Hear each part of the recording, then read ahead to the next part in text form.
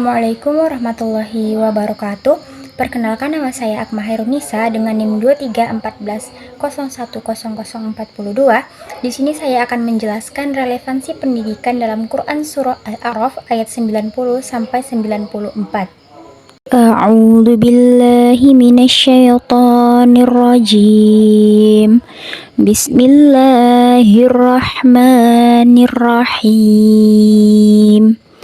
وقال الملأ الذين كفروا من قومه لئن اتبعتم شعيبا إنكم إذا لخاسرون فأخذتهم الرجفة فأصبحوا في دارهم جاثمين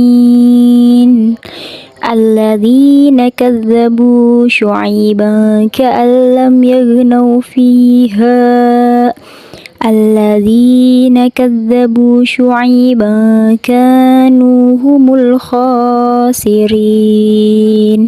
فتولى عنهم وقال يا قوم لقد أبلغتكم رسالات ربي ونصحت لكم فكيف آسى على قوم كافرين وما أرسلنا في قرية من نبي إلا أخذنا أهلها بالبأساء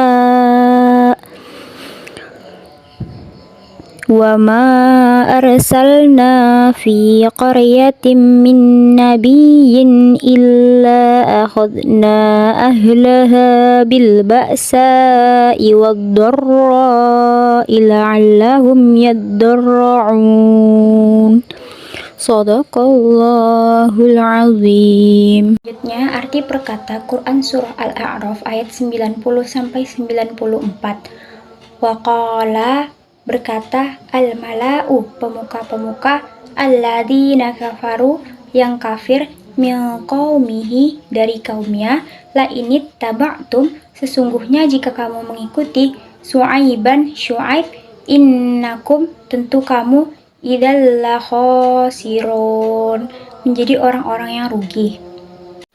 Fa akhadathumur rajfah lalu datanglah gempa menimpa mereka fa'asbahu dan mereka pun mati fi darihim jathimin di dalam reruntuhan rumah mereka bergelimpangan. Alladzina orang-orang yang kadzabu mendustakan Syu'aib ka'allam yaghnau seakan-akan mereka belum pernah tinggal fiha di negeri itu alladzina maka mereka kadzabu mendustakan Syu'aib kanu humul khasirin itulah orang-orang yang merugi. Fatawalla anhum maka Syu'aib meninggalkan mereka waqala seraya berkata ya qaumi wahai kaumku laqad ablaghtukum sungguh aku telah menyampaikan kepadamu risalati rabbi amanat Tuhanku wa nasahtu lakum dan aku telah menasehati kamu fakaifa asa maka bagaimana aku akan bersedih hati ala qaumi terhadap orang-orang qaumil kafirin terhadap orang-orang kafir. Penafsiran ayat pada Quran surah Al-A'raf ayat 90 sampai 91 ini dalam tafsir Ibnu Katsir ayat ini menjelaskan bahwa pemuka-pemuka kaum Nabi Syu'aib yang kafir menolak kebenaran dakwah beliau. Mereka meremehkan Nabi Syu'aib dengan alasan bahwa beliau hanyalah manusia biasa yang makan dan minum sebagaimana mereka. Ibnu Katsir juga menegaskan bahwa ini adalah pola penolakan yang sering dilakukan oleh orang-orang kafir terhadap para nabi.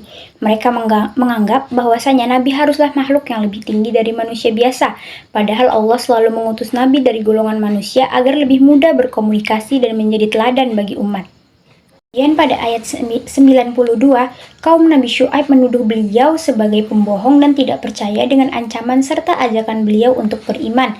Mereka bersikeras menolak kebenaran dan tetap dalam kekafiran. Kemudian pada ayat 93, Allah kemudian menurunkan azab kepada mereka berupa gempa bumi yang dahsyat, sebagaimana yang juga terjadi pada kaum-kaum terdahulu yang menentang Rasul-Rasul mereka. Ibnu Katsir menjelaskan bahwa hukum ini terjadi secara tiba-tiba dan menghancurkan mereka semua, sebagaimana yang dijelaskan dalam ayat lain tentang kaum Tsamud dan kaum Lut. Pada ayat 94, Ibnu Katsir menafsirkan bahwa setelah azab datang, kaum Nabi Syuaib musnah sepenuhnya, seolah-olah mereka tidak pernah ada sebelumnya. Kehancuran mereka menjadi pelajaran bagi umat-umat setelahnya bahwa menolak kebenaran dan mendustakan Nabi akan berujung pada kebinasaan. Kesimpulan dari penafsiran Quran Surah Al-A'raf ayat 90-94 adalah ayat-ayat ini menyatakan bahwa setiap kali Allah mengutus seorang Rasul kepada suatu kaum, sebagian dari mereka pasti menolak dengan sikap sombong dan mendustakan kebenaran yang dibawa.